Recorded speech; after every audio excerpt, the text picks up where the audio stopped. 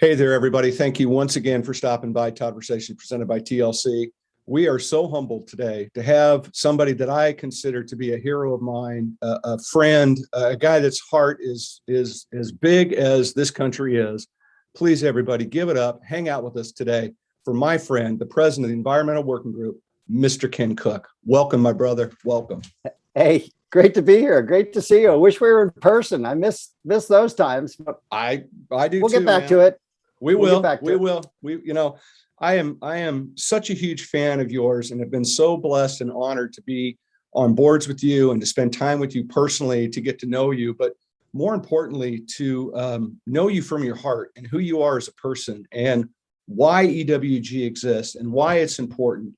And to me, it is just been so uplifting to be in your presence. And I'm a fanboy, call me what you want, but this is one of the most exciting conversations that I've had to date, just because you've touched me in so many ways and you've taught me so much. You've taught me to look and to listen and to think deeper as a person, as a citizen of this planet. And that I'm indebted to you for.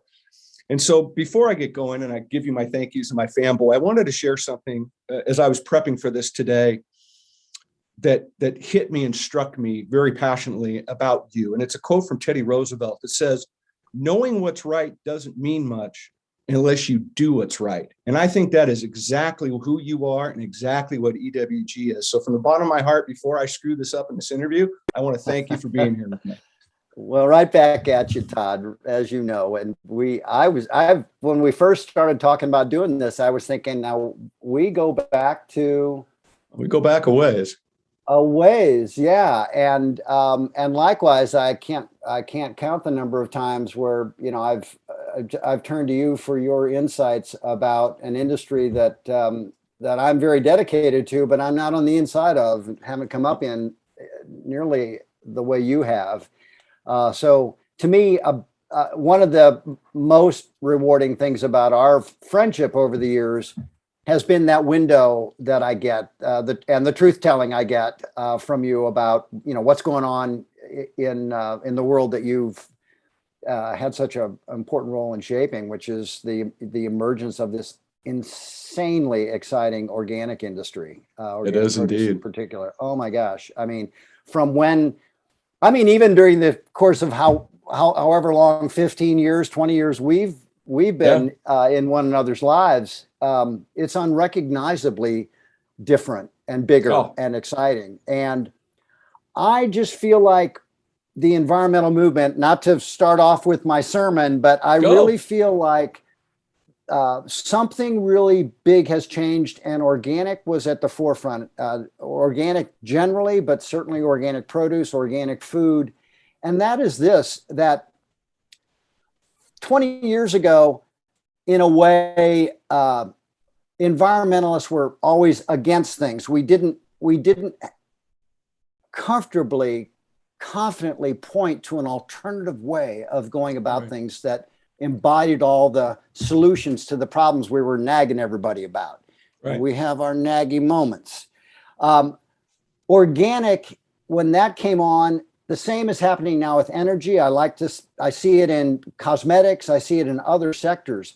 We can really say now that what we're fighting for as environmentalists is as important as what we've been fighting against. We're seeing now an alternative future, and organic, I don't know what billion we're up to now. It's north of 50 billion, right? As 62, right? I mean, back in the day, we used to joke that, if you wanted organic produce and you found it in a co-op somewhere, you sometimes didn't know if that produce had been harvested or if it had escaped. And Phil Landrigan, his famous line, organic is private school for food. Now, it's still not as widely available and for some people as affordable as we would like, but what a change that's happened. This has changed environmentalism. Oh, yeah. And I think it has changed the dynamics and the challenge of the conventional sectors, whether it's in energy, food, personal care products, cleaning products. There's now this sort of vanguard that's gone beyond just the sort of experimental or limited case study kind of thing to, hey, This is the real deal. You can buy organic potatoes in almost every grocery store in the country, and organic carrots and organic other products. That wasn't the case. So growing this industry up, to me, is all about changing this dynamic, moving environmentalists into an area that may not be as comfortable, which is searching for solutions, being constructive, helping build something instead of just saying stop, no, slow it down, which was our posture at the very beginning, and I think it had to be. But now it's a very dynamic time. I'm excited, and you're one of the people I think of. A lot of my friends in the organic world, but you're one of them I think of as, leading the way, making stuff happen when everyone said that. You know what, Todd? That's not going to work. You just can't grow that organically. You can't sell it organically. You can't price it in a way that people will buy it. Well, we did. Yeah, and I'll tell you, in the beginning, we begged. Right. We had to get through that stigma to what you said. Every apple had a worm, and people couldn't spell kabocha squash if they tried. And it was a real challenge to find shelf space. But I'll tell you, there was a passionate group of people before me and after me, even that have worked diligently to try to open the eyes. And I'm excited about our conversation because we're going to get into produce today. We're going to talk about it. You and I are going to go and get into the dirty dozen and why and ifs and now. And I'm going to share with you because I sat, because I was in my desk when that list came out. I had stuff in the cold storages on that list, and I learned from that experience a lot. And it taught me a lot. I think that gave me perspective today to be much more open-minded than I was at that time. And you're right. This is a journey that we've all been on, and our path is amazing because it keeps coming back closer and closer together. But we are changing the world, surely but slowly. And EWG has been a big part of that. And I don't think people, and I hope by the time we're done in our conversation, I hope people realize who you guys really are and what you guys are really about, because you're doing such amazing, you're doing more, you got more shit going on that I can pay attention to. I mean, you're all over the place fighting every kind of fight. And I love that. And that's why I look at that quote from Roosevelt when it came up and it hit me. It's like, it's so beautiful because you are doing what's right in so many different fronts. So I'd like to just get people up to speed with you yourself, because, again, you are so committed to this. You're a co-founder of this. You've been fighting this fight for a long time with EWG, and you've had a lot of fights. And I know you've been criticized and you've been praised, and you've probably been some things that you probably don't want to talk about. But you show up and you don't back down. And I mean, that takes a lot of character, which is why you inspire me. And again, I just don't think people realize how much EWG is done to help the planet, but more importantly too, how much they've done to help people. Right. And I think that's just so important. So can you share a little bit of your journey of what sparked you to wake up one day and go, hey, let's go kick some ass? This episode of Todd-versations is brought to you by Vitalis Organic Seeds, organic seed for organic food. Learn more about their commitment to organic seed production and R&D at usa.vitalisorganic.com. Yeah, just going way back, I grew up in the suburbs of St. Louis, but on my dad's side, although he died when I was quite young, I spent a lot of time on my uncle's farms. They were cow-calf operations in southern Missouri, south central Missouri. And I just loved it. I would go down there, and as a sort of a city kid was in awe of the workload. Right. And the nonstop nature of it and the diversity of it, everything from managing, the day-to-day chores to, how do you deal with a tractor that's broken? How do you, what do you do at slaughter time? I just loved it. And I really wish my dad had been around to tell me to live through that experience with me. But I had uncles and cousins that filled that role. So there was an agriculture part of me very different from any of the suburban kids I grew up with. Right. They just didn't have that. And that was a time, that was the 50s. And, that generation had left the farm and there was not much connection to it. But there was for me. And so when I went to college, I was interested in the environment in high school. This was in the mid 60s. And when I went to college, I just found a way to pursue environmental matters. And I was drawn to the nexus between the environment and agriculture from that background. And, and so I got, went to school at the University of Missouri, got my bachelor's in history, another bachelor's in agriculture, and then a master's degree in soil science. And then I thought, well, how do I apply this to the environmental issues that have really grabbed my imagination? And I started working on policy issues, came to Washington, got a job, a series of jobs that really taught me about the agricultural subsidy system, taught me about how pesticides were regulated, taught me about nutrition labeling and all sorts of things. I'm not an expert in all of those areas, but I, over time, building up EWG, which is now 28 years old, we started hiring that expertise because the issues were compelling to me. So our view was we wanted to be a think tank that could throw a punch. We didn't want to just do reports and studies and so forth and have them sit there. We wanted to be relevant to the debate. So we posed that extra burden on our staff. Let's find information that's out there. Maybe it's hidden in a government database, like the information we first started utilizing to develop our work on pesticides, or our farm subsidy database. Let's hire people, database managers, scientists, a little different makeup of staff than most environmental groups, and we're quite different now, to investigate those things with sort of a journalistic feel to it, investigative feel. That's, I think, what environmentalists often have in common with journalists. It's not a bias. It's that we pick up rocks and look and see what's underneath them, Todd. Right. And when you look, you say, what's that about? How'd that get there? What's going on?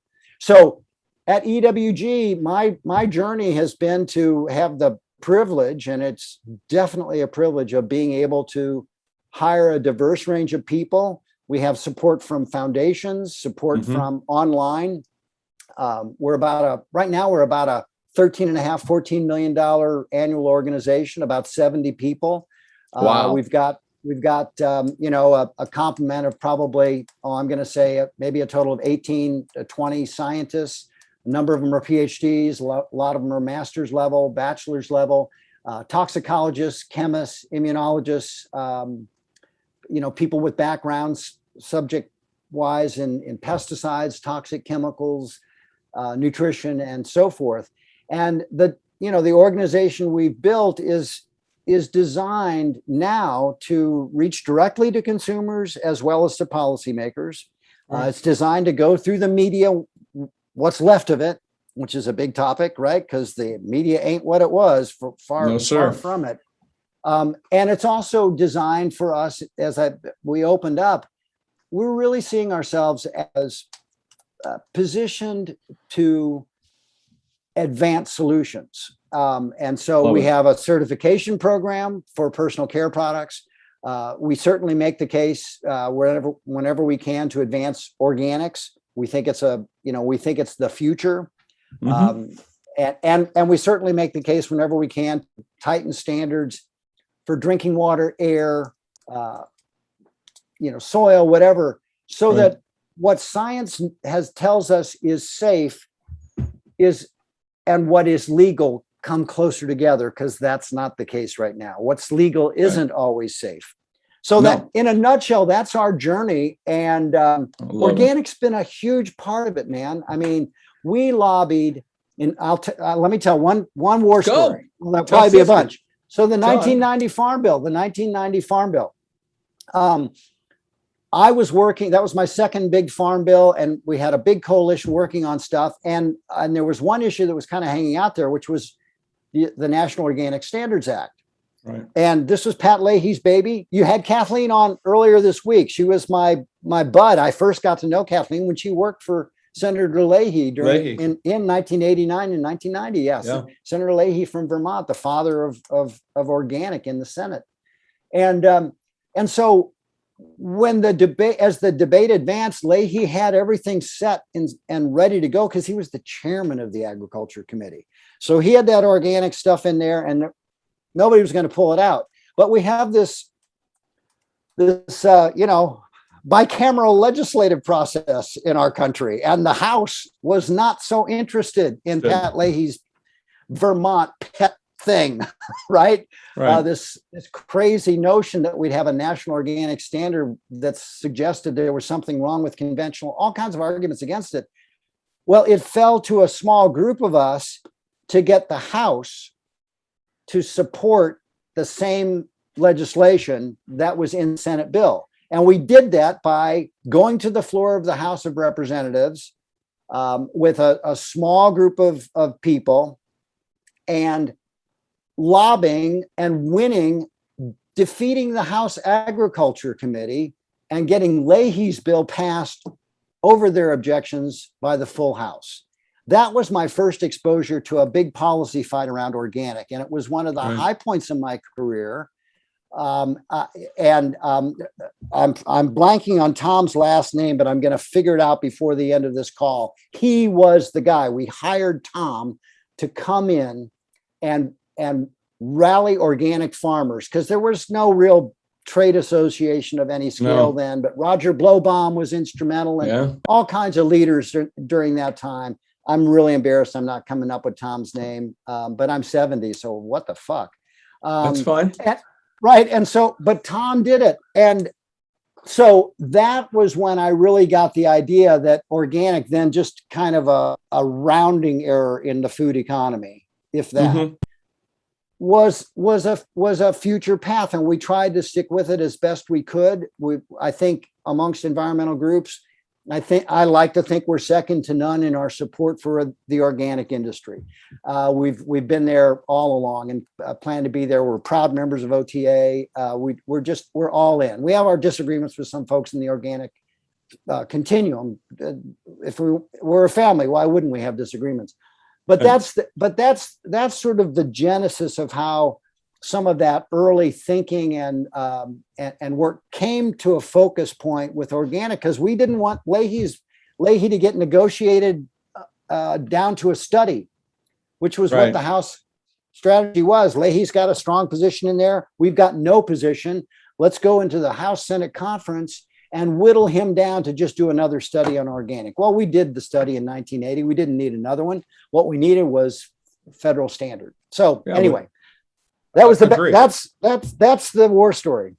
I love it. Oh, I'm so embarrassed. While we're talking, I'm going to look on Tom. Yeah, I'm going to look up Tom's last name. We'll get it. You know, that's fine. But that first victory like that, to your point earlier, had to be pretty rewarding, and I'm sure that was probably the shot of adrenaline that just pumped you up to say we're onto something. But I would think that seeing the process probably motivated you more in some ways than the actual outcome, because you knew what you were fighting and you knew how much work was ahead of you to really implement change. So to me, I think that would be down in your fight belly a little bit. Oh, no, totally. I mean, we've been in every farm bill debate ever since in a pretty significant way. And there's so many great advocates for organic now. We take a back seat to so many of them who are out there fighting away, but we're always there in support. And to be honest, it's let me put it this way. If we were relying on just policy change to propel us ahead, wow, we'd be in, we'd be in deep in the, in the manure pit. We would be.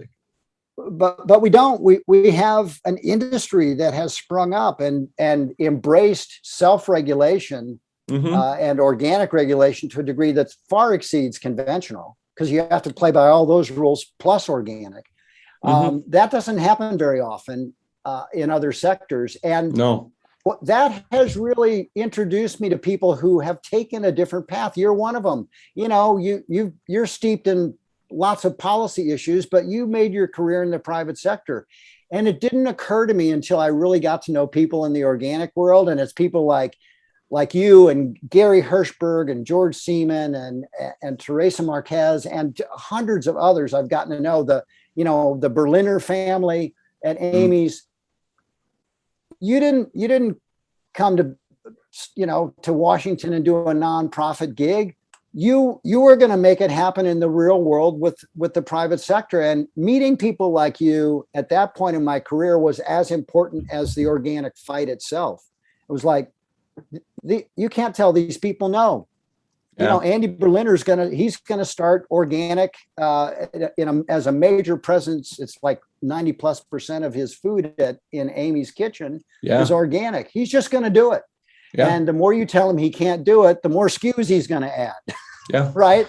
Yeah. So that's the dynamic now that wasn't there in 1990. It was all us versus conventional agriculture. Now it's sort of like, whoa, if conventional agriculture was right all along, and this is so impossible and implausible and so meaningless to do, how come we have a $60 billion industry now?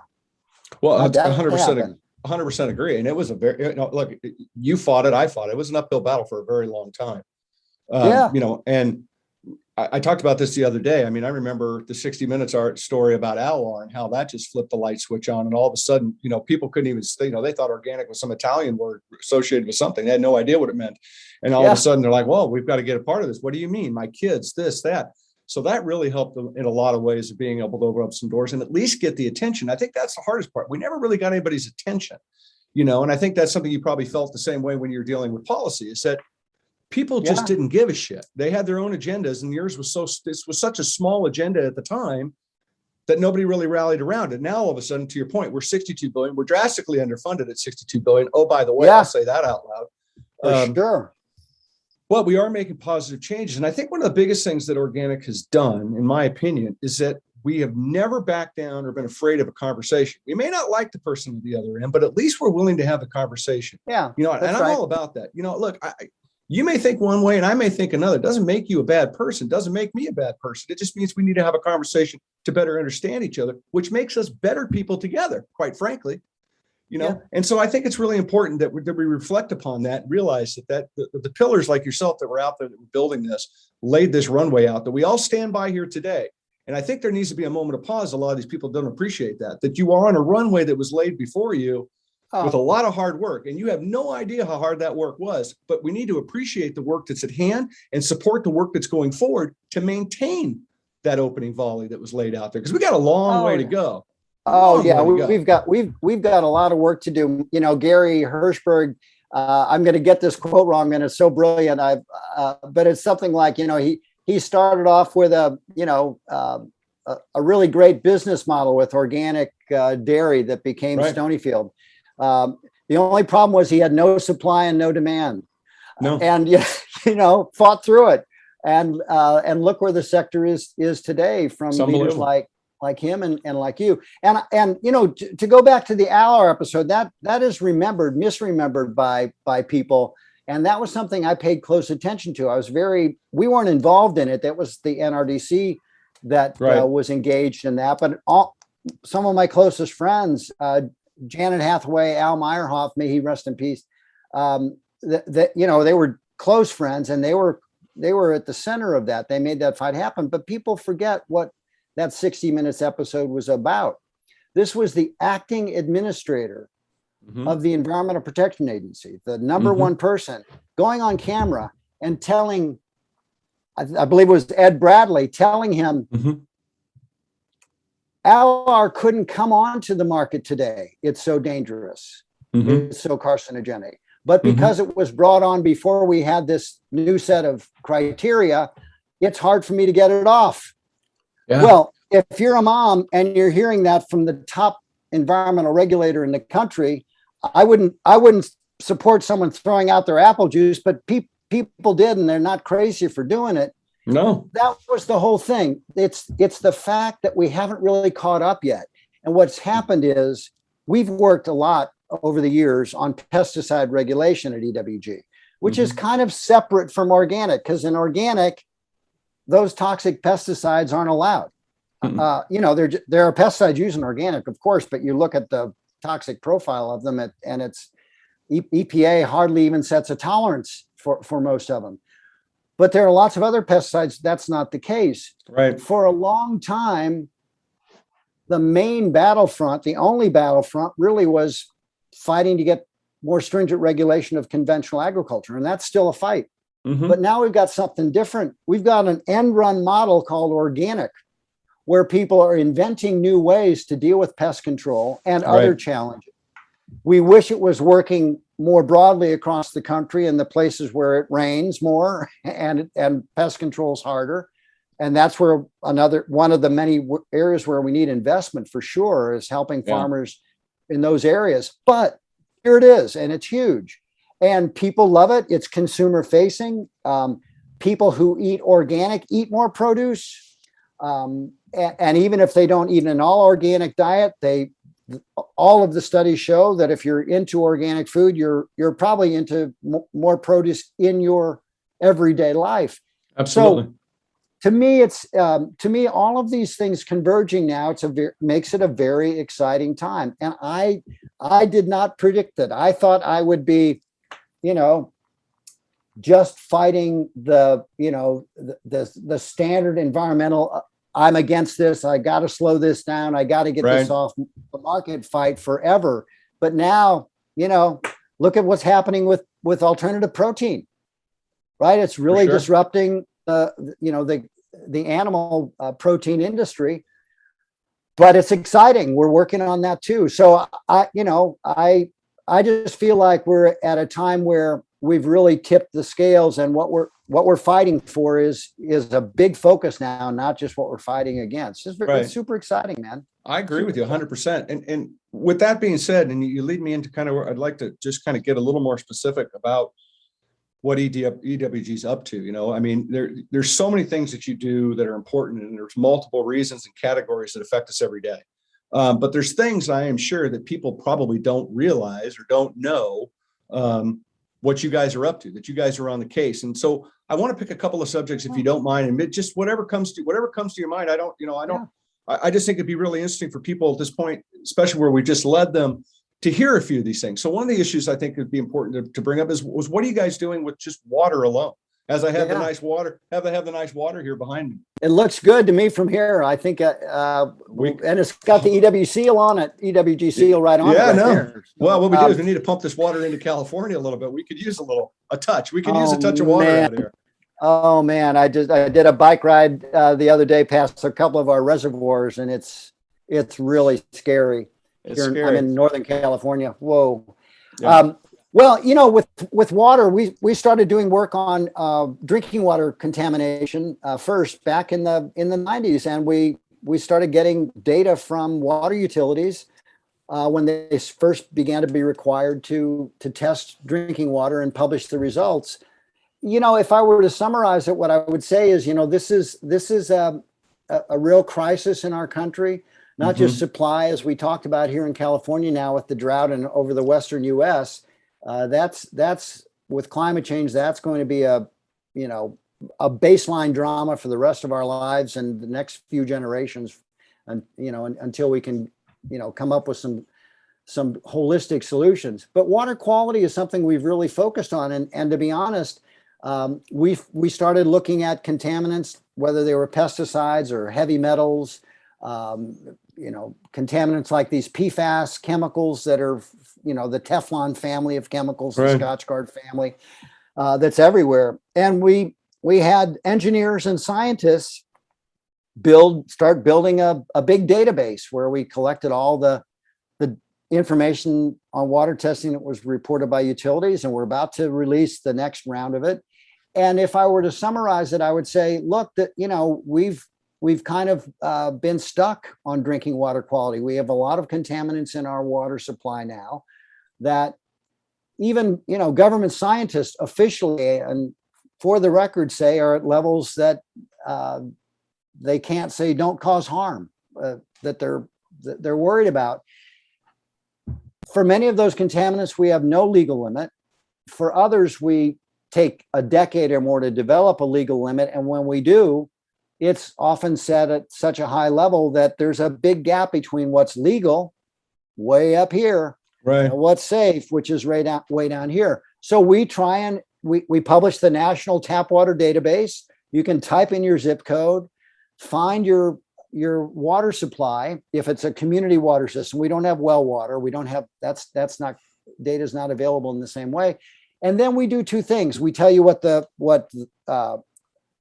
government legal limit is, if there is one. We tell you the contamination level in your water that's been detected by water utilities following the EPA practices. And then we do this added step. And this goes to a theme across our work now, whether it's pesticides in food or additives in food or tap water contaminants. I asked my scientists, tell me what, if you were in charge and you could set the safe standard, where would it be? Give me the parts per billion. Right. Go to the independent science, go to the government science, give me your number. So we put that number out there. We don't say it's enforceable. We back it up with our scientific analysis and we represent that to federal agencies whenever we have a chance. But we think people have a right to know what an independent group of scientists, often with backing from others. I mean, PFAS is a great example. If you want to find out where PFAS contaminates drinking water, now you come to EWG. We've mapped all the utilities, all the contamination outbreaks around the country. And we said, look, we have a limit that's, 0.1 parts per trillion. That's what we think is the safe limit. Why is it so low? Because this stuff is so dangerous. It shouldn't be it should never have been there. We shouldn't be irrigating with it. It shouldn't be poisoning dairy farms as it's done in a number of, places around the country when it's dumped on land, in sludge or elsewhere. We draw those lines. We try and tell people, here's our best estimate, our best judgment about what we think is safe. And here's what you should know about it. You're not obligated to do anything. And we hate to tell you the government's not doing its job in our view, but we are going to tell you that. And let's have a debate about it. And we do. Increasingly, our debate goes to the peer-reviewed journals where we publish our results. That's an evolution for us, Todd. We've got a staff now that's able to publish, a fair number of those articles every year. We've invested in that. We think that's important. Not everyone reads the peer-reviewed articles, but we feel like it's really important to go deeper into the science and fight it out in that world. Sure. So in water, we're just saying, look, you have a right to know what's in it. You need to know that the federal drinking water program and many of the state programs just don't function very well anymore. No. If there's a problem that comes up, the agencies that are supposed to regulate are to a disturbing degree captured by the entities they're trying to regulate, the water utilities. Sometimes that's a mayor who says, I don't want to spend money on a water treatment plant. Well, can't we get by with just a little bit of extra pollution in there? Sometimes a mixture of pollutants. Almost always it's a mixture. It's not just one. That's how we regulate one at a time. But when you drink it, it can be 5, 6, 8 things. So we're on the frontier of trying to really set independent health-based standards in the public interest, and we put them out there with a number. And then we let the debate begin. But I've insisted that my folks do that, and they've risen to the challenge and said, yeah, I got my PhD. I'll go to toe to toe with anyone else in a peer-reviewed process. Yeah. Well, look, I think something that maybe it's generational in some ways, and I think it's changing now even more, is I think people are realizing that the only person they can trust is themselves to be informed. They need to take the time to be educated, because I think we grew up, I think, our generation, I think we thought that everybody was doing the heavy lifting for us and it was all okay. And unfortunately, as we peel that onion back a little bit, I used a produce joke. As we peel that onion back a little bit, you realize that that's not necessarily the case. I'm sure the folks in Flint probably understand that more than anybody today. Do they ever? Yeah. And so I think that it's so important that we start to become a little bit more involved in our own lives and the choices that we make. We walk in that kitchen, flip on that tap and take a drink of water. We just make assumptions. And I think that's dangerous, right? We don't live in an assumption world anymore. I think that will back us into a corner every time. That's right. And, the people who come to our website, and I'll say a little bit about that, we're, and the Dirty Dozen, we'll get to that, I'm sure, is a part of it, but fairly small part. We get about 25 million or so visits a year to our website, probably 125, 30 million page views. And these are mostly people coming to us for consumer facing issues. They want to know about what's in their tap water. They want to know what's in their food. They're concerned about personal care products, which largely are unregulated. You can put almost anything in a personal care product, unless it's going to be sort of have an acute response, like an allergenic, you get a rash. But carcinogens, endocrine disruptors, and so forth, that's kind of still the Wild West for personal care products. And you smear it on your skin, your largest organ. In your case, the brain is the largest organ. But I think for most people, Todd, it's the skin. Thank you. Yeah. I appreciate that. And so what we're noticing is that people are coming directly to us because, as you say, they've got this sense that they can't outsource Right. their health and their safety and the responsibility. And we get people who come to us who are Trump supporters who feel that way. I can't trust the government. And we get people coming to us who are AOC Bernie supporters who come to us, or even more extreme, and they feel like we want to hear from this organization because they're going to lay out their conclusions. They're going to tell us what they based it on as best we can. And if we've fallen short, let us know. We know we have our critics, mostly in the conventional realm for all of these sectors. We go, go back and forth with some of them if we feel like it's, a worthy exchange. And that's the dynamic we're seeing. You put your finger on it. People are now saying, I have agency. This happened in the internet era.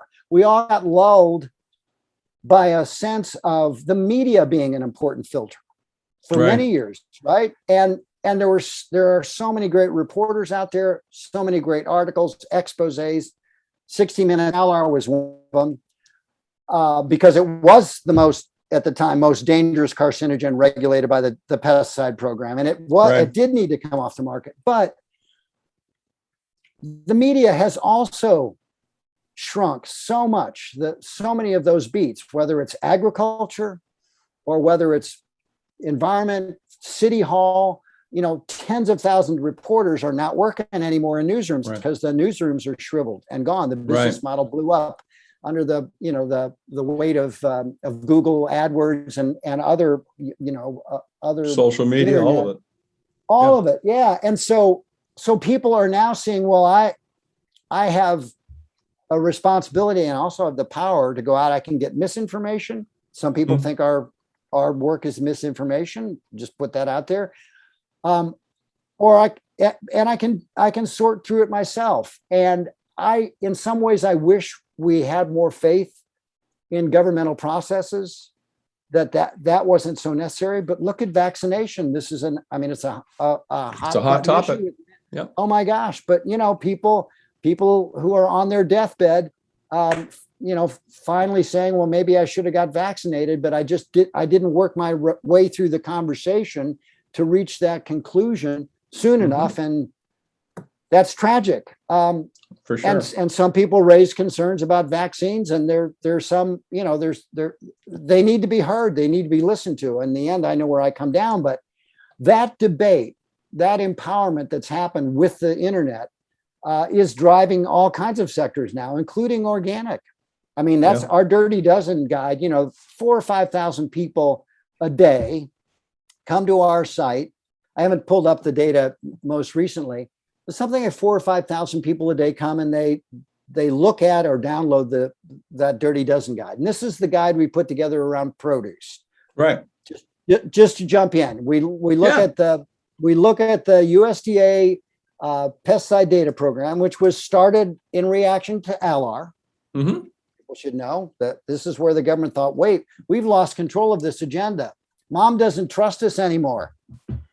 Even though we took ALAR off the market and Uniroyal pulled it off even before the government could act, we as government, we want this control. We want people to trust us. We want to control the narrative. Well, that was lost with ALAR.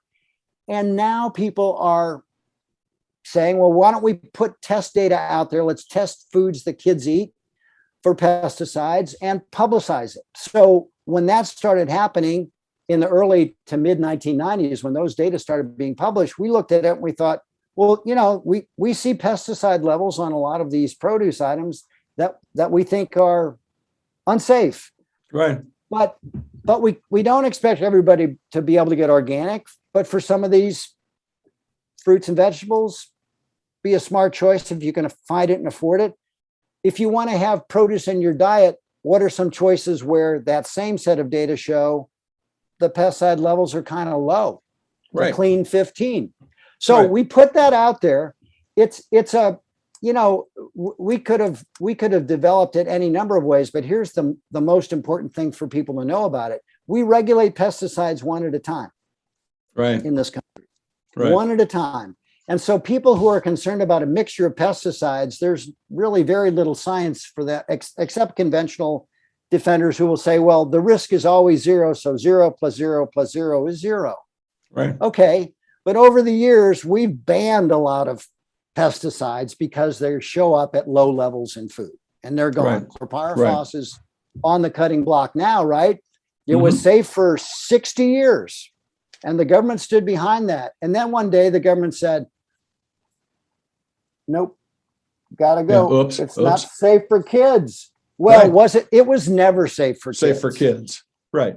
Yeah, Well, it was never safe, but now it's on. So we put the shopper's guide out there and there are variations of it that others have come up with just to let people know these are the fruits and vegetables that have the most pesticides. Should you stop eating fruits and vegetables? No. No. Even the ones that are on the dirty dozen list, it's better to eat those than to eat, a package of chocolate chip cookies. Chocolate chip cookie. Yeah, 100% Yeah, agree. eat the 100%. eat the produce, but we need to move this system along. And lo and behold, at first, the only mover was to tighten pesticide regulation and get some of these things off the market. And we worked at the forefront of that for many years, and we still do at EWG. But along comes organic. Never used it to begin with. If you've been eating organic produce for the past 60 years, you didn't have to worry about chlorpyrifos because it wasn't allowed in organic, even when it was in its state-based primitive form, or just people didn't spray that stuff on their food. So anyway, but that upset a lot of people in the produce industry. For sure. Not everybody, but and we get it. We understand that. We wish more farm organizations would stand up and push for pesticide regulation. I can't think of a single example, Todd, and chlorpyrifos is a perfect situation. There were no farm groups that came forward, mainstream farm groups that said, EPA is right, we should ban that. Every single time a pesticide's in regulatory jeopardy, the farm industry says it's not a problem. Right. Every single time. Right. People should ask themselves about that. The organic industry sort of sidesteps those debates because they say, well, we don't use it. We're good. We're all good. And so in between there is where we find ourselves with our dirty dozen list. We're trying to tell people, you're not crazy to be concerned about pesticides in produce. We've banned dozens of pesticides in produce for exactly that reason. And who knows what we'll ban next year that EPA and industry is telling you is safe today September 24th, 2021. Yeah. Well, let's talk a little bit more about the dirty dozen, because we were going to, I very candid, and I want to talk about this because we need to. I can remember when the first one came out, right? I was sitting, I remember, slinging hash in the office, and I had stuff that was on that list in my cold storage. And of course, like everybody, you react based off the media narrative or whatever whatever was presented to you to read, right, is your reaction point. But then I took that moment of pause, which is what, you taught me that is take that moment of pause and look deeper. And from that, I found my own narrative. And so here's a couple things that I took away from it that I think that I'd like to share back that you shared with me. But I think it's important for people to hear. A lot of our food that we eat today has pesticide residue all over. Good pesticide, bad pesticide, whatever you want to call it. You can, whatever trail you want to go down. And that's a little bit scary in some ways. And I'm just going to pick on one for a second. I just want to read this. And I'm going to pick on Dacthal, right, which is something you find on kale and collards and mustard greens. It's fairly commonly used, right? Yeah.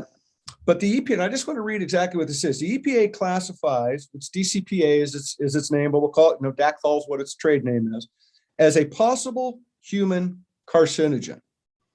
Okay. What's interesting, two things out of it. First off, is that in 2009, right? This is 2021. In 2009, it was banned in the European Union. It's out, right? So the question to me is, are they dumb or are they smarter than us? I'm pretty sure it's the latter, not the first one. So here it is in 2009. You have a bunch of countries, not one, a bunch of countries saying this shit's bad, but yet it's still here, right? And so my second point is, and I think this is the thing that I hope resonates with people. It's a possible human carcinogen. Possible, right? Possible to me means you're almost pregnant, right? Maybe you are, maybe you're not. You can't eat a French fry and drink a Diet Coke and get 0 calories. And math doesn't work. The word possible to me is the most fake, ridiculous word associated with anything when it comes to pesticides, chemicals, water, food. I don't, energy. The word possible just sucks. It's such a cop out. Totally. Yeah. It's such a cop out. So when I looked at that list and that first came out and I took a step back from the list, and to be clear, and I want to say this point blank, and I'll stop where I'm at on my pulpit. Nowhere ever is EWG or anybody that I know of in the produce business ever said, hey, stop eating produce. Nobody's against consumption, No. right? So let's be clear on that. This isn't a consumption thing. This isn't a whatever. But you're right. It's made a lot of people unhappy. But it's making them unhappy because you're having a hard conversation about something that hurts people's pocketbooks. You've got growers that are backed into a corner. I get that, and I feel for them. Totally. But there has to be a moment of pause, no matter who you are, that you look at the word possible and go, what's that word really mean associated with something like that? And then go, in 2009, this was kicked out of however many countries in the EU at that time. Yeah. It's a little bit scary to me. And you can go across the board with on public health. There's studies that are updated routinely. I use the example because it's so a little bit far afield from what we do, of speed limits. Right? Yeah. I think it's the Insurance Institute for Highway Safety comes out every few years with a study showing how many people are killed because we raised the speed limit in many places from 55 to 70. We just did it, right? Yeah. Because people wanted to get there faster. Yeah. And it's tens of thousands of lives that, as a result. That's a calculation. The same is true, a certain amount of fecal coliform is legal in tap water. It's just the tiniest amount of shit in your tap water. Yeah. And right. And it's the same with pesticides. And what we say to people is, look, we don't think EPA is keeping up with the science on pesticides. We're very open with that about that. We are ourselves struggling at EWG, and we've come forward with some models to try and look at multiple exposures and combined risks from chemicals in drinking water. Our scientists have published in the literature. We're exploring that frontier, but we regulate one at a time. And our view is that we're looking at an agency that has not kept up in the United States with where they should be if they're constantly wanting to push the frontier of human health. Yeah. There's a certain level of captivity, and there are economic stakes, and there's lobbying that goes on. And a lot of these chemicals stay on the market years past when they should. Chlorpyrifos, that the Biden administration just announced the phase out. That's been around since Sputnik. And my former colleague, Richard Wiles, he had this whole list of Sputnik era pesticides that were called modern agriculture. And yes, and I'll just say it. I don't know if it probably won't make anyone feel any better. Is there a tougher set or more dangerous set of occupational requirements, whether it's financial or physical, than farming? No. Maybe coal mining underground. I don't know, but it's right up there. The risks are insane. Unbelievable. The amount of labor that it takes for the principal involved in most cases to get something up and running, and then however they evolve, the amount of management that's on and on. We're not disputing any of that, but we're saying, look, these essentially are defective products that you're using if they are ending up in drinking water or they're ending up on food at the end of the day at levels that raise concerns. And people aren't crazy to say, you know what, I don't want just a little bit of shit in my drinking water. I don't want to go fast enough where I've increased my chances of being killed. Death, right? My choice. Yes, of death for me and my family in our car. I don't want strawberries or apples with just a little bit of a whole bunch of pesticides on them. I know you're telling me it's safe, conventional industry, and I know officially it's safe by EPA and state agency conclusions. At least it is for now. But don't tell me I'm crazy, because there have been so many instances where you changed your mind, EPA. Right. Right. You changed your mind. And so give me some options. And I think the produce industry has made such a mistake by the conventional industry, by trying to insist that people accept that a little bit of pesticide is okay, instead of saying, you know what, organic's the right direction. We need to be cranking this down. We need to be looking for options for growing with less pesticide exposure for the workers and the farmers and the consumers, instead of saying, you know what, a little bit won't harm you and it's all government approved. Right. Well, back to your point, who thinks now, oh, the government approved it. Thank God. Right. Yeah, well, I 100% agree with that. But, one of the things that soapbox that I get on, and I try to say it as much as I possibly can, is driving a conversation around the positive cost of food. And we have dummied down our food to make it so cheap. And I understand the math. I get the narrative behind it. We've worked so hard to make it so cheap. And I think we've got to stop and have that moment of pause of recognizing what cheap is actually costing us in actual dollars and cents, whether it's your health, whether it's the environment, whether it's the water, all of it. It's not a win proposition. It's proving not to be a winning proposition. And we're going to have to pivot back and recognize that labor is a positive cost of food. Transportation is a positive cost of food. Whether you want to admit it or not, it's got to be a part of the conversation. Pesticide use is a positive cost of food. You can't just say it, again, it goes back to what I said, it's the French fries and the Diet Coke. There's not 0 calories at the end of that. Stop thinking that way, because it's killing us and it's hurting our planet. And we're not going to be here as long as we need to be on this planet if we don't stop making some of these changes. And something I want to say that I think is super important too, and for clarity on the Dirty Dozen, is that you're using FDA and USDA data behind this report. It's not like you got guys in a basement down there trying to come up with an argument. You're pulling data that other people are doing and doing the math. And then we also, from time to time, we conduct our own surveys. We commission laboratories to do studies. That's such an important point. And just one other element on the food system, are we not worried what's happening in rural America by the way these technologies are being used and the impact it's having on workers and communities? I mean, look at the Midwest, drive through the Midwest. I know you're out there, on a pretty routine basis. And when travel was possible, I was too. And all these towns that are boarded up, these farmhouses that are caving in because we've applied technologies in such a way that we didn't take care of keeping people on the land, or keeping, thinking about how rural communities can remain vibrant and vital and offer opportunities for subsequent generations. If it's all a drive to lower price, and I'm with you, I get it. I've talked over the years to thousands of farmers.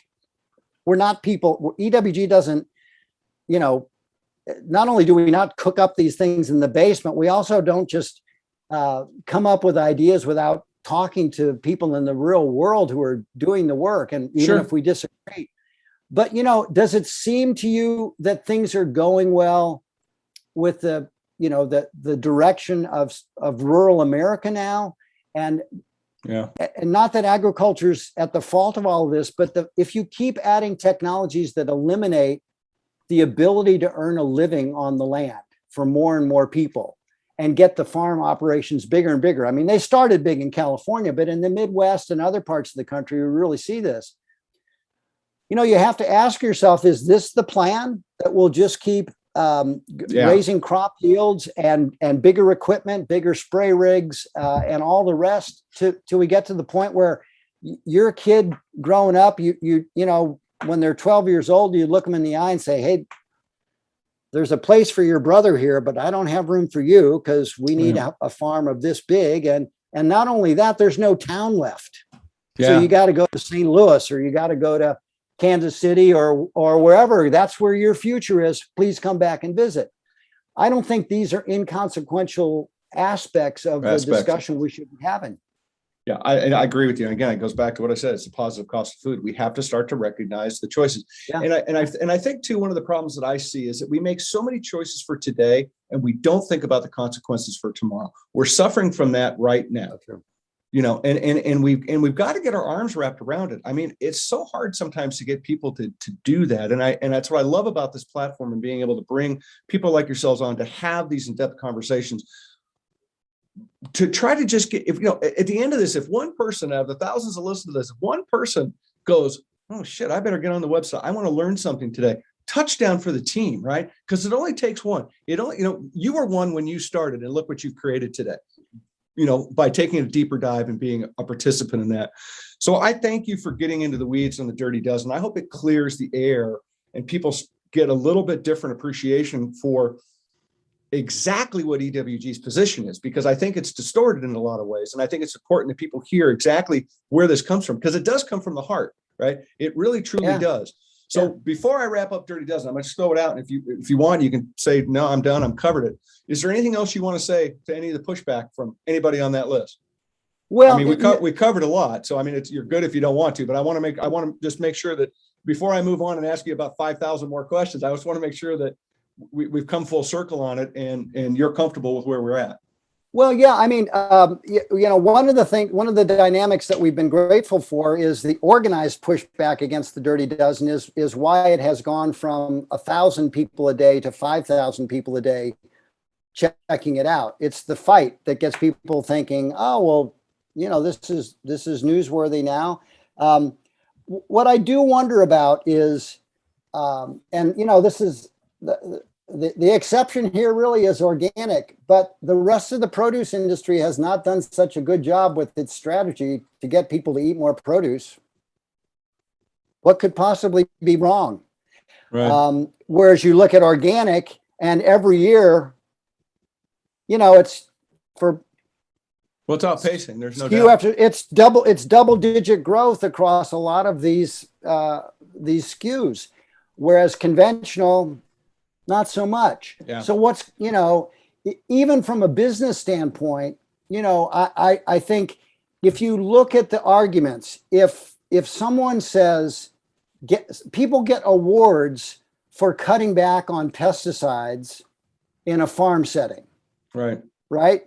They get an acknowledgement, sometimes from a trade association, sometimes from that commodity group or whatever. And they'll be distinguished in that way. But if a mom in a grocery store cuts back on pesticides, that's irrational. Right. Yeah.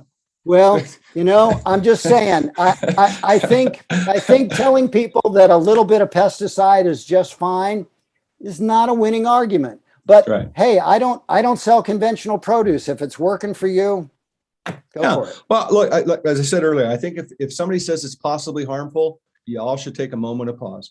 Yeah. Right. Yeah. You should just take a moment of pause. And it's the government saying. Right. It's just, hey, don't worry about it. It's all fine. We're thinking it over. Yeah. And that shuck and jive needs to stop. Right. Because it's just not healthy. It's not going to get us to the finish line. It's not going to solve these problems. We can't solve these planet's problems fast enough to fix them at this point. And we're going to have to keep chiseling away. And food and agriculture has got such a great impact because it touches everybody, right? Yeah. And it's and the retailers out there today do such a great job of having an environment in the produce departments and the grocery store as a whole that can do so much positive messaging and can touch people so importantly. And to me, it's just like, we've got to stop worrying about being that penny less and start talking about why it's important to be a penny more. And that, I think, is how we win the day. So thank you for your openness. Shift consumption in the direction of more fresh produce, more fresh food generally, to the extent that we can. And to my way of thinking, this is again where organic distinguishes itself. I mean, you see these double-digit numbers not every year, but almost every year for the sector as a whole. And then look what's happened in some produce categories where it's strawberries, always on the Dirty Dozen list. And I've had strawberry growers tell me, yes, I hated seeing berries show up on your Dirty Dozen list year after year. I thought it was unfair. I'm switching to organic, and it turns out I can do it, and I can make money. That's There's why all some kinds of of the- dynamics there, right? That are worth paying attention to. Small growers feeling like if a big grower gets in, the market's gone. I hear about all of that, and I get it. But the point is, it's not impossible to grow these crops with much less pesticide. And if we're really trying to do that, I think we're on the same page. Why would you want to tell people except from a visceral reaction? Mhm. No one wants to think you're doing something that's harming people. I get that. But Right. but the truth of the matter is, farmers don't make pesticides. No. I don't make They don't. iPhones. I make iPhone calls. And when Steve Jobs came out and said the problem with this version of the iPhone, I can't remember which one it was. It was like the iPhone 3 or 4. The problem is that the calls aren't working because you're holding it wrong. It's the consumer's fault. Remember that? Right. That lasted about 3 days. And then he said, no, you know what? We designed the antenna in a bad place. You're not crazy. You can hold it any way you want. Right. We made a defective product. And that's how I think of pesticides as they're still used now. These older chemicals, especially, or chemicals that we have reason to believe are problematic. Farmers should be going to the pesticide makers and say, do better. Yeah. I want a product. I want to be able to control pests without leaving a residue, or without hurting my farm workers, or without hurting my family back home or me. Yeah. Do better. It's a defective product. That's our take on it. I love it. Don't defend pesticides. Make them better. Make these I think big that- companies that make so much money fix it. Yeah. Well said. Thank you. And thank you for getting really down and dirty with it. And we did. Here we I think are. it's gonna be great. I'm excited for people to hear, above and beyond what they read, in that 350 words. Well, thanks for the chance to Shit, yeah, you kidding go me? at it, man. We need to talk Go at about. I want to talk. I want to ask another thing about what EW. I can't talk. I got a speech impediment. I want to talk a little bit about energy and what you guys are doing in the energy sector a little bit, because I find this to be kind of interesting. If you wouldn't mind just sharing a little frame up of some of the stuff you're doing. This is relatively new for us. We've worked on the edges of the energy debates, mostly pushing back at the polluting sources, whether it's coal-fired power plants or, we were very disturbed to see so much backsliding on land use and conservation in the Midwest when the ethanol push came on. We're not big fans of nuclear power. We feel like the waste problem is such that, we just don't think it makes sense to have a fuel that you burn and then you have to guard for 20,000 years. Yeah.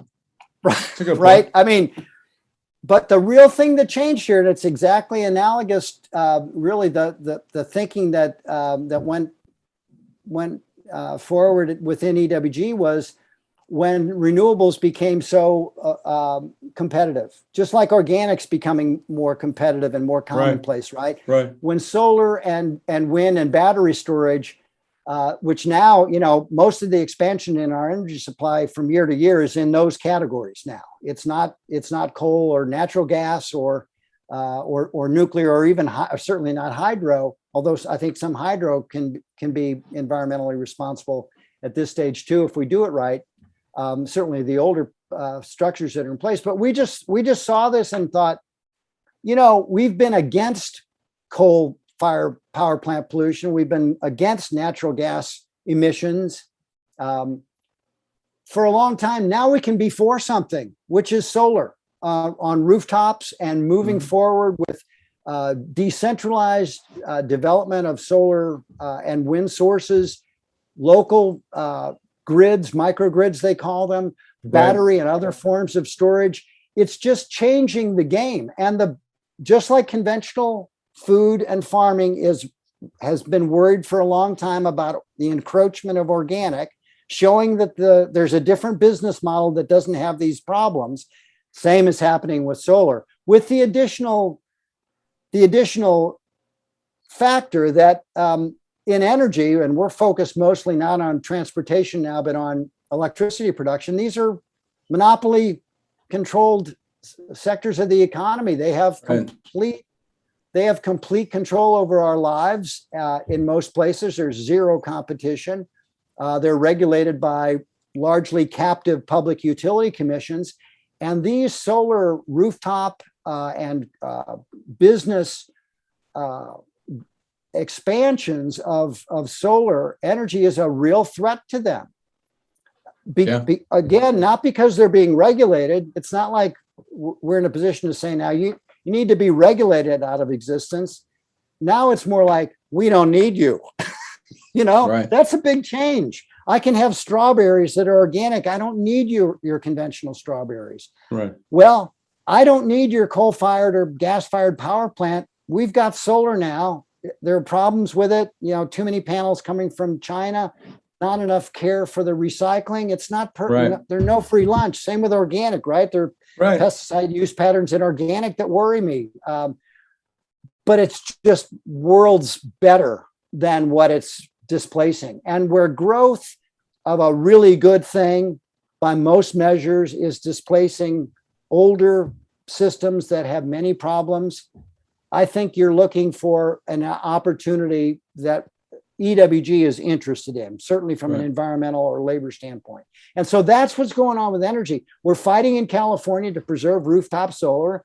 We think the utilities are pushing too hard to slow down rooftop, not just residential, but also business solar on factories and warehouses. We think we need to move more strongly in that direction. And if there's an impact on other consumers of electricity, we should look at ways to get more of them involved. Low-income consumers pay a ton of their budget to utilities. And we don't want solar someplace to add to that, but we ought to have programs that get rooftop solar or community solar into those places so that they're benefiting from this revolution, which is changing everything. It has these utilities freaked out because they get paid for what they build.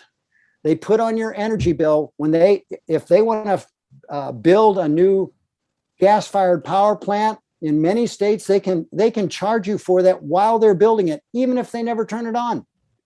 They get paid for those capital investments. We don't like that system anymore. We think it's, last century and older. And so solar's challenging that. This is this upstart thing that organic started 15 years earlier, but now solar is displacing like crazy. And it's got a big immune response from the utility industry. In cosmetics, clean beauty, big immune response from some of the conventional companies. We don't want that. It's bad. It's phony. It's exaggerated. Everything's fine. These dynamics, these debates are playing out. What's really different, though, is entrepreneurs are coming along and they're actually saying, hey, I got proof. I got a product in the marketplace. It's in your shopping cart. Yeah. And it's affordable, and it has none of these bad attributes, and it's delicious. Or you can put a solar panel on your roof. Elon Musk or somebody else can put a solar panel on your roof and a battery by the side and a EV in your garage, and you're out of the business largely of generating greenhouse gases. Right. I love it. No, that's what's happening. That's different. That's not environmentalists in the lead saying stop. That's entrepreneurs in the lead saying that's a market. Yeah, it's an opportunity. It's a positive change. I'm going to make some money. Yeah, I'm going to make some money. I'm going to hire people. When Amy's Kitchen, they told me one time this was years ago, and I was at a tour of their plant, and everyone should go on a tour of Amy's plant in Santa Rosa or wherever. They have several other plants. But it's like going on to an organic, farm for a visit. But in their plant, people are cooking at scale, like 800 people are cooking at a time, right? Yeah. And they described to me, I think at that time, now it's much more, like 35 million pounds of organic tomatoes. And I started thinking, that's a lot of jobs. Yeah. Right? Upstream and downstream. That's a lot of jobs. Selling it in Whole Foods, growing it all over the country and abroad to bring in those. That's what's changing this dynamic in this debate now. That's the issue with Joe Manchin now. Coal is dead in West Virginia. And the longer he says we can't kill coal when government's not doing it, it's the market that's doing it, the harder it gets for his people to make that transition. And the same is true with agriculture. The same is true with personal care products and cleaning products and all the rest.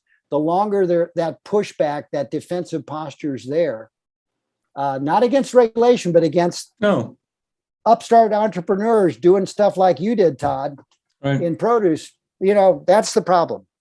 So that's what's exciting now. Well, we're suffering from some of the decisions that were just made for today and not for tomorrow. And those are bubbling up now. And capitalism, capitalism, say what you want, like it, don't like it. It is what it is. I mean, as John Mackey put it, it's really important to be a conscious capitalist. And I think that's extremely important, is that we lean into that kind of mindset as we move forward. But you're seeing it now. You're seeing it in solar, you're seeing it in water technology, you're seeing it in a lot of other different things. I've got a guy that I've met and been chatting with that's working diligently on rainwater capture. And try to work with that technology. It's fantastic. It's just, it's very interesting to be a part of and what they're working to try to do. But these are the things that we need to be thinking about.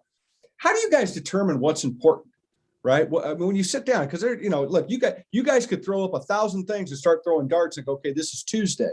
So how do you get that mind all together? This episode of Todd-versations is brought to you by Vitalis Organic Seeds. Organic seed for organic food. Learn more about their commitment to organic seed production and R&D at usa.vitalisorganic.com. No, it's a very good question. Well, just to look in the agriculture space, for example, we look at emerging issues. We look at longstanding problems, and we see where we might intervene. In pesticides, it was early on embracing organic and saying, hey, this is a solution set and it's only going to grow. We got lucky that it did grow. We like to think we maybe helped a little bit with some of our work, but we just wanted to intervene because we thought it was a solution set. Same with, we pushed back against ethanol in the opposite way. We just thought this is getting out of control. It's really not hiring more people in rural America and the Midwest. It's just chewing up a lot of conservation land and ramping up production of something that to put in our SUVs. And does this make sense? Right. And then now one of our concerns is we're worried about over enthusiastic embrace of carbon farming. We're worried that there are too many expectations that current farming practices or slightly modified ones are going to be these huge carbon sinks that we can compensate farmers for. Would that were true, but the danger there is there are industries out there thinking, we don't care if it's true or not. If we can get paper credit for carbon sequestration cheaper than we can cut back on our carbon emissions, why wouldn't we do it? Let's set up a market to make that happen. Regenerative agriculture is another one that worries me. Just because I feel like there are claims being made with very little definition. There are some exceptions. Some of the regenerative organic work is really exciting, but it's still very small in terms of footprint on the landscape and in public health. Right. But some of the other claims that are being made by big companies, I'm just mistrustful. I just feel like they're using a buzzword that people have latched onto. And that's the kind of thing where we would intervene and say, hey, wait a minute, shouldn't we define that a little bit more before we start bragging about it? Yeah. And organics, really the consumer facing standard now, is it perfect? No, of course. It doesn't include labor, it doesn't include water, it doesn't include lots of other things that we need to think about as a society. But damn, it's so much better than conventional. So I look at the measurement that's done there and the standards that are there and the sacrifice and hard work that's behind that standard to bring organic food to consumers. I don't see that with regenerative. I see marketing. Right. So these are examples of where we would intervene, Todd, and we raise our voice. If we do a study, maybe in the peer-reviewed literature, maybe we do an investigation, maybe we do a Freedom of Information Act request. We try and find data that would help us first understand, and then if there's an issue, publicize and expose what's going on. So that's kind of the filter. In science on toxic chemicals, we started working on the Teflon chemical 20 plus years ago, because we saw stories in the New York Times that we thought that seems weird. Why would a company like 3M take a $200+ million loss against their bottom line in 1 year just to give their customers a better choice? Well, right. That really wasn't what was going on. They were contaminating the living world with a chemical that never breaks down. And so we started working on that, and our scientists have now, at the forefront of understanding and explaining just how bad this crisis of this chemistry is, and it's affecting agriculture. For sure. So it was ripe. We saw an opportunity. We had toxicologists and engineers and database managers who could make a contribution, and we jumped in. We can't do that on every public health issue. There's some we'd like to get to. We're not doing anything on microplastics that has me freaked out. We don't work on it. We can't get to it. It's bandwidth and expertise. So we do try and pick the ones where we feel like we can make a distinctive contribution to the debate. I love it. Well, it's you put 1,000 of them up there. There's a lot of things that need to be attacked, and there's a lot of things that need to be talked about. And you're right, microplastics scares the hell out of me. Right. Showing up in cord blood. Yeah, and I wish I had the stat in front of me, and I'm sure I'm going to butcher it. Everybody can fact check it on the Google machine, but I believe, what is it? We have the equivalent of a credit card worth of microplastics in our body every however many, whatever the days. Oh gosh, I don't even want to check. Oh, it's unbelievable. Now you sound like environmental working group. That's what it's like being me at a dinner party. Everyone's like, "Oh, can you sit next to Ken?" Well, that's what he's going to ruin my salmon. Yeah. Well, that's the exact same thing that Jackie from the Clean Label Project. She said the same thing. It's like, I go to a dinner party, just ruin it for everybody because I'm looking at the glass they're drinking out of, going, "Hey, you know what's in that?" But look, but the thing is that people just don't know. And again, they expect people to do the heavy lifting for them. Everything's going to be fine. The sun's going to come up tomorrow, and they just get into their lives. And I get it. But, thank goodness we've got folks like you that are willing to sit there and say, "Hey, let me raise my hand and just say a couple things real quick on this subject. And you all figure it out for yourselves, or you go a little deeper, so we'll give you that information." Yeah. And it's our role, but we say we want to give people some choices.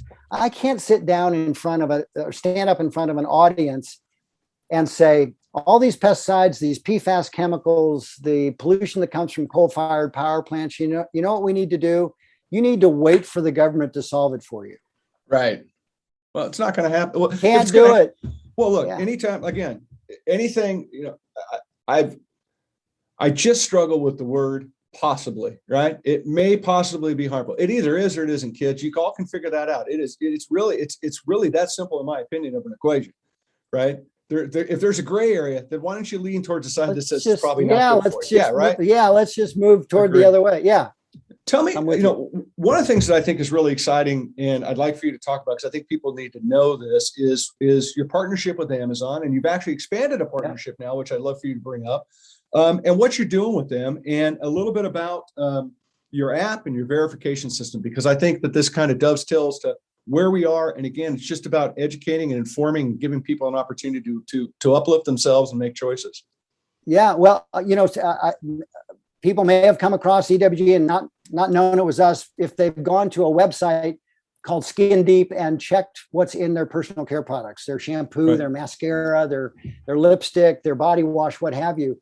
We started that 15 plus years ago. Brilliant scientist named Jane Houlihan, succeeded by another brilliant scientist named Nika Leiba. And we just rated personal care product ingredients. We went to the open literature because they're mostly not regulated. You can pretty much put anything in under the Food, Drug, and Cosmetics Act that applies, the section of that applies. It's only a few pages of law right now still that applies to cosmetics. And so over the years, there have been, examples of really bad things. Europe has been much more active with regulation of certainly with chemicals that cause allergic responses. And some of those can be natural chemicals. In fact, most of them are. citrus type stuff that make people itchy. But below that, there are concerns about carcinogenicity, endocrine disruption, things that monkey with your hormones, Sure. and so forth. These chemicals do that. So we put this database out, and lo and behold, we thought we were going to put it out there so that we could shape policy, and we've been trying to do that. That's been slow going. But consumers came to it and started shopping for the green rated products.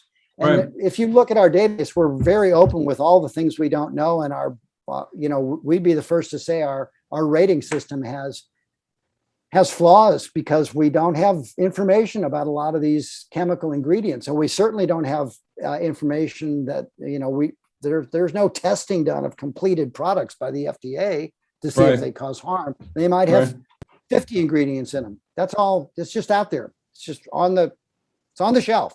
You buy it.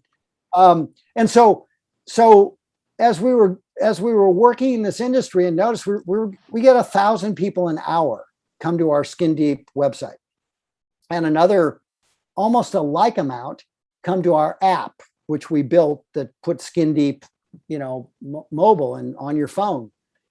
And we decided at one point, well, maybe we should take this a step further, and because there were so many great companies out there that kept telling us, oh, we do much more than get green on your app and in your scoring system.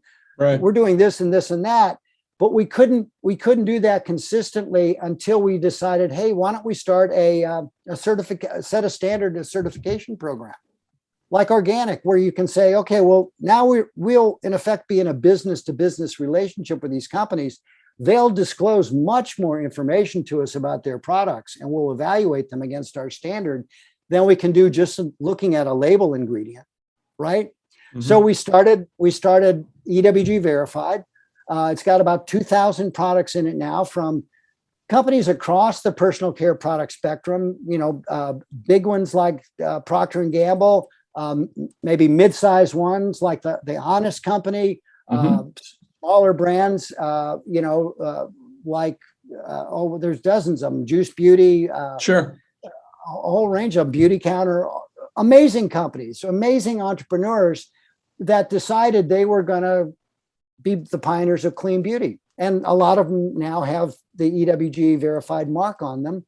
And so about 2 years ago, I got a call from someone I met when he was an environmental advocate and president of the Sierra Club, Adam Werbach, who's now with Amazon. And he's made his career since his time as a student leader and visionary at the Sierra Club. He's gone in the private sector route for most of his career, advising companies, trying to get them to clean up their acts. And now he's at Amazon, and they've launched this amazing program. We're going to I interview him in late October at our annual CleanCon conference, and Adam's going to be on with me talking about this program. Amazon has a climate pledge friendly program that select certifications are allowed into, and EWG is now one of them. So if you come across a hair product that has our logo, it'll pop up selectively in the Amazon search. And it's been a boon to us. I mean, we feel like we know there's lots of rubs against Amazon, and they know it too. And this is part of, I think, a good faith effort on their part to give their consumers more information about products than just price, to your point. Yeah. Right here, this is this health and safety consideration. We don't do this at Amazon, but we recognize EWG is a leader in the field, so they're in the Amazon store now. Likewise, Walmart some years ago, and they just reemphasized it with a press release just this week. Walmart recognizes EWG verified as one of the marks that meets their sustainability standard. Our mark's not perfect. Like organic, we have things that are left out, like the packaging that the personal care product that we put our seal on might be bad. We're not there yet. We don't know about the workplace implications of where the chemicals were made. We don't have a certification that goes that deep. But we're adding ingredient certification. We're working on that now. So it won't just be final products, but companies that make ingredients for personal care products and cleaners. by the end of this year, we'll have some in the marketplace where they'll have the EWG seal and they can sell to formulators. We're trying to deepen our engagement with the supply chain. And what this all goes back to, Todd, really is the playing offense, or, focusing on, the things we're for. Right. As much as what we're against. And to come in, it was taking a chance for us. We're working with companies instead of just rating them. We've been accused of pay to play. They pay a fee for the evaluation and to use our mark. Did we think about that? Yes, we thought about that. We decided in the end that we had an obligation to work with these companies and bring more good products to the marketplace. We didn't want to just be working,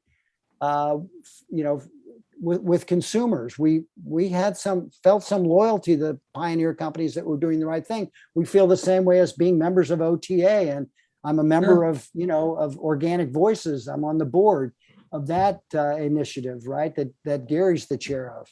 So yeah, that's what we're stepping into this certification world because we feel like we're not going to regulate cosmetics soon enough. Right. Well, you're evolving. And we're evolving. We're changing, and we feel like we're making mistakes. I'd rather take chances and make mistakes than hang back and say, hey, maybe someday we'll get better laws on the books at the FDA. We're working on that. I got lobbyists up there working right now, and they're the best lobbyists in the environmental movement. But they come back and say it's not happening this year, Ken. So what would we do then? Well, we would say, let's double down on EWG verified. Let's make sure our skin deep ratings are more robust. Let's get the word out. Let's work with beauty influencers. I'm not one of those. Yeah, I've got a face. Now you could very well be a beauty influencer. I'm a hand model. I see it, Todd. I see it. Yeah. I really. I'm a hand model. That's a different world. But Kourtney Kardashian came to Washington and lobbied for clean cosmetics. Yeah. And when she did that, she featured us on her show, and we were very grateful that she decided to put her oar in the water and help advance the cause. And some people disagree with that. I felt like she was genuine and sincere. And who are we going to leave behind in this effort? Tell me, Todd. Who are we supposed to leave behind? Nobody should be left behind. I don't care, what their cultural preferences are, their mores, or their behaviors, or their history. We are all in this shit show together, and we have got some catching up to do. We've made a mess. 100%. So I don't want to leave anybody behind, recruiting anybody behind, no matter how they come to us. I want to work with them. I agree. I agree with you wholeheartedly. And somebody has to do something. Why not be you? Right? Yeah. I think everybody can wake up and say that every day. I can make a change. Why? The change needs to be made, but why can't I do something? Right? And I think we have to embrace upon that. So I commend you for doing it. Something that's interesting about you guys that I look at and appreciate is your board of directors. I mean, you've got a very large board of directors, and we've sat on boards together. Large boards, it is literally cat herding 101 in a lot of ways, because you have diversified opinions, you have deep conversations. Sometimes you feel like you don't get anywhere, but the conversations ultimately always do. Can you talk a little bit about your board, just as a frame up, and why that diversity matters within the organization? Yeah, I mean, look, we have entrepreneurs on our board who've been very successful in the business world, like Shazi Vizram, who started, an organic baby food company that led the market, and then she sold that to Danone, and now she's got a Healthy Nest coming along to do a whole range of baby care products. Entrepreneur from the get-go, deeply committed, comes to Washington and lobbies. Michelle Pfeiffer, the incredible icon from of Hollywood, who started a fragrance company, the hardest thing to do in personal care. She started Henry Rose, and she came to EWG because, as a mom, her kids are grown now, but when she was a mom, she stumbled across EWG, started supporting us before we even knew it, with her husband, David Kelly, who's this amazing entrepreneur. When he's not making amazing television shows, and winning Emmys. He has Fish farm. a fish farm, right? Yeah. That's killing it. In Shout out to Reverence in beautiful Idaho. Oh my God, yeah. So Harvey Karp, the happiest baby on the block pediatrician, who's done so much for children's environmental health over the years.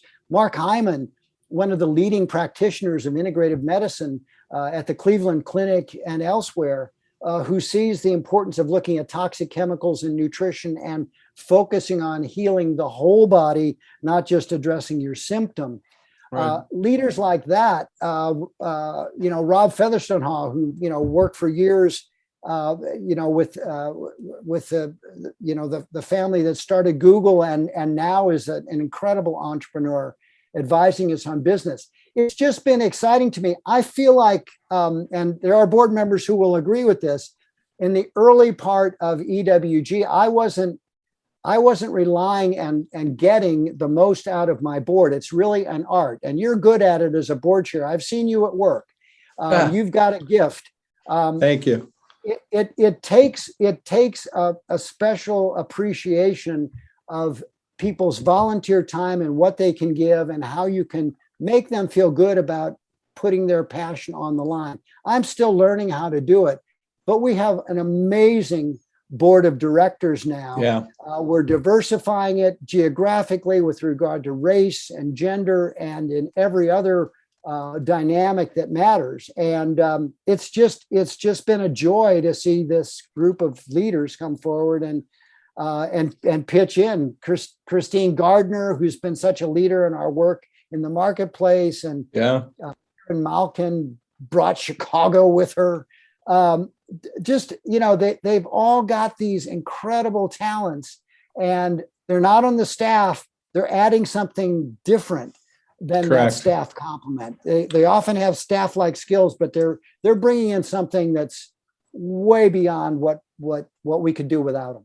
For sure. And that's why I wanted to bring it up, because I think that, based on what we've talked about, I think it's important for people to recognize that there's a very broad brushstroke of individuals behind EWG that are a part of these decisions, a part of these conversations, and a part of this propelling you forward. So it's not to the point where it's not just wake up one day and go, oh, we're going to go tackle this. It's why, how, what's the end game? What can we do? What's the benefit of it? And that's what I love about having a diversified board like that, because I would love to be a fly in the wall at one of those meetings. They have to be absolutely fantastic dialogue. They are. I mean, I'll give you another example. David Baker, who took on Monsanto in Anniston, Alabama for the PCB pollution. He grew up in Anniston, went to New York, became a labor organizer. Monsanto's worst nightmare, because he moved back and knew how to organize to his little town in Anniston, known for the tragic civil rights events that happened during the 60s there, but also became known because Monsanto polluted the entire town, but especially the primarily Black community, not entirely, but primarily Black community right down the hill from the PCB plant. And David came back to town and saw people dying and saw polluted fish and polluted soil and all the rest. And by God, he was the leader that organized the uprising and the legal fight against Monsanto that brought a measure of justice to that town. And he comes into the EWG boardroom as this environmental justice giant. And everyone's just waiting for him to tell his next story about what we need to take on. And my staff is thinking, wow. It's hard not to be motivated. Yeah. And we fought side by side with him in Anniston. Once I got to know him, went down there and he took me on a tour of all the abandoned neighborhoods. I thought, well, we're working here and we're working with this guy. So it's that inspiration. Same thing I feel when I check in with you and other champions in the world of organic, my friend. It's the same vibe. It's just let's make something happen. I love it. Let me shift gears really quick and a question.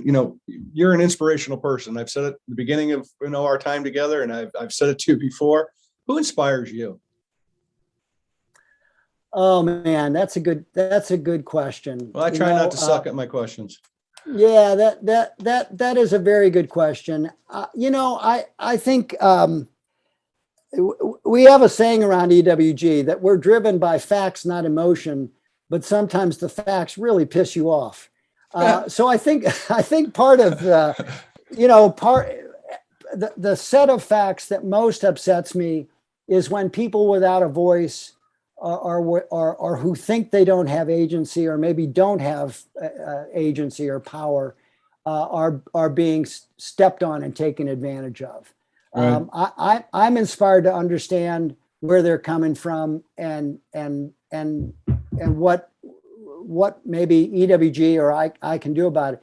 In terms of people, I got my partner in life, Deb Callahan, ran the League of Conservation Voters. One of the real pioneer women in the environmental movement. Every damn day, she's my number one counselor, and so many others. I'm inspired by Gary Hirschberg in the organic world, by you, by Andy Berliner, and all so many people who work for him, including Amy. It just goes on and on. Civil rights leaders that I've come to know, Roger Wilkins, may he rest in peace, who taught me more than I'll ever be able to use about how to work in this particular case on behalf of Black farmers behind the scenes, but for 20 plus years. Rob Bilott, the attorney who stood up to DuPont, pushing back in Parkersburg against the pollution caused there. So many heroes, grassroots heroes.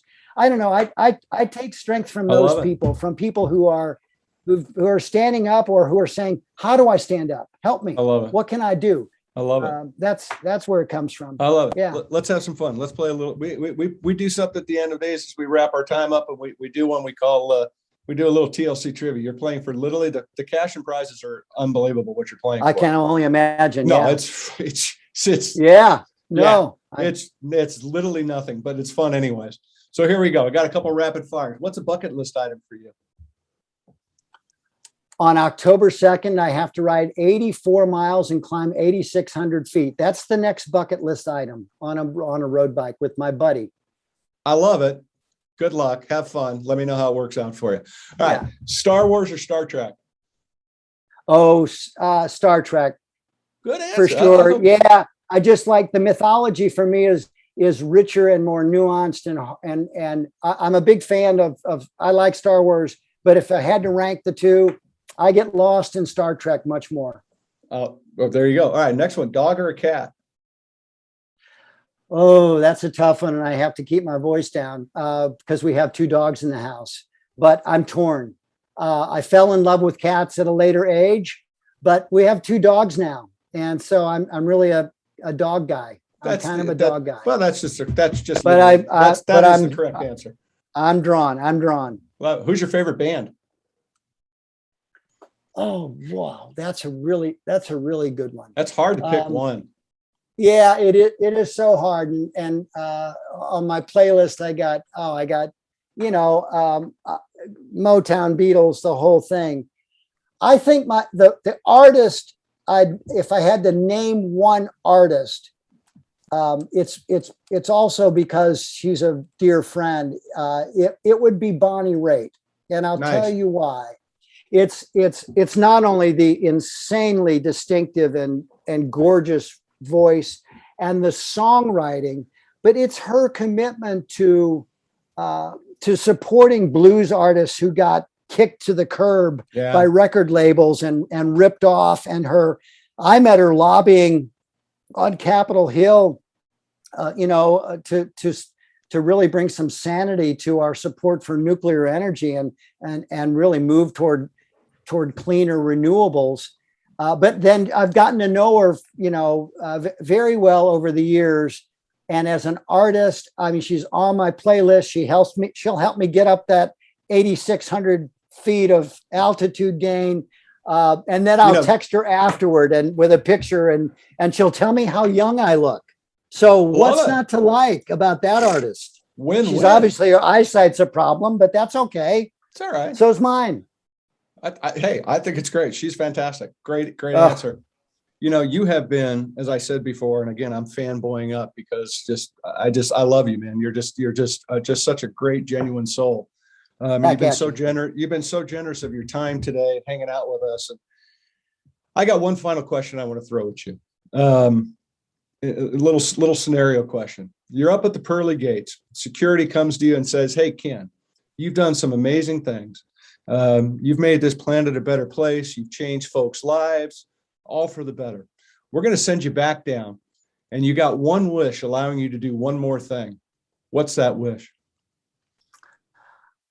Oh, I think that's a pretty easy one. It's that every child born in the world be able to live to its fullest, healthiest potential.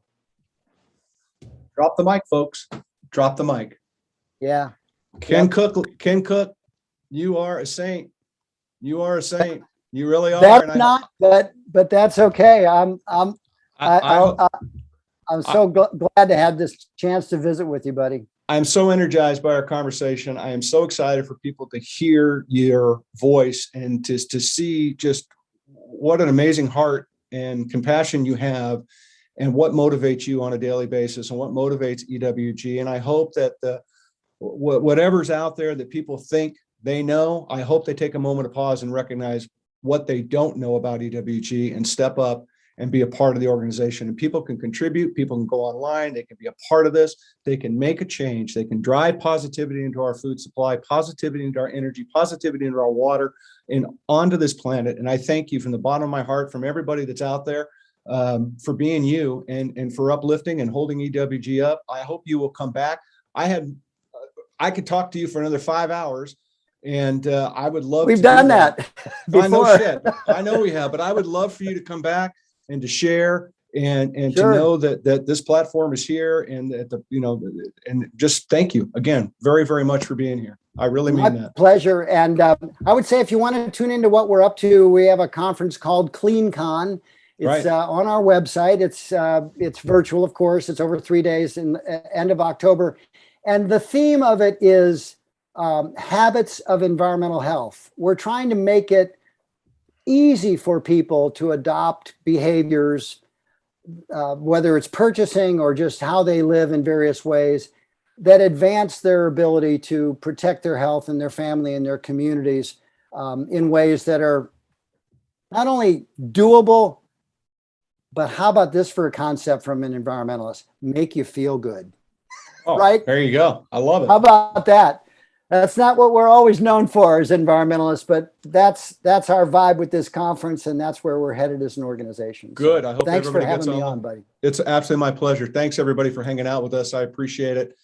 This is what we're here for, man. Like I tell you, every time we end these shows, go inspire somebody. And if this show doesn't inspire you, I don't know how to do CPR in a lot of ways, but you all need some CPR and a little Mountain Dew or something to get it going, because I'm fired up and I'm excited to share this message with the world. So my brother, thank you again from the bottom of my heart. Back at you. Pleasure to be here. We'll talk soon. Thanks, everybody. Yeah, we will. Thanks, everybody. Take care.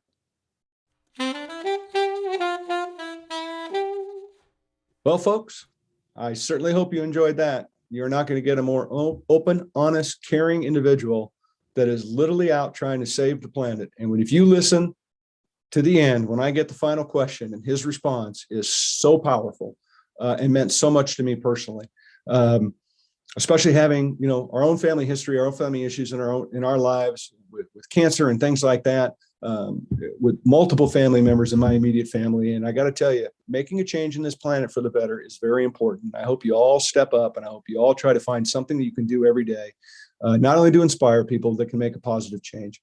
So thank you for listening. Don't forget, rate, review, subscribe to us, check us out on Instagram and all those fun places where young kids go. Like what we're doing. It's so important to keep this message going. And the more you participate in pushing it out, the more people we're going to be able to reach on a global scale. Thank you to everybody around the globe now that's listening to us. We're really, really just so humbled by the love and the care that you're showing us for what we're doing. And we're going to keep going. We've got a lot of great guests coming. We're working really, really hard to build content that's meaningful, and your participation and support is everything to us. So thank you so much for giving back to us.